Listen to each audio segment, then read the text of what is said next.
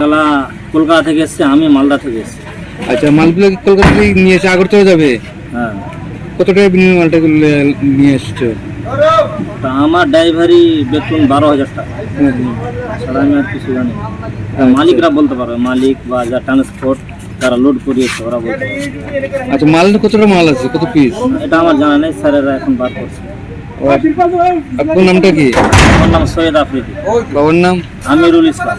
থানা কোন জায়গায়? থানা আমাদের কালিয়াচক। গ্রামের নাম? গ্রামের নাম লালুটলা। এখন আমি থাকি 17 মাইল, নতুন 17 মাইল।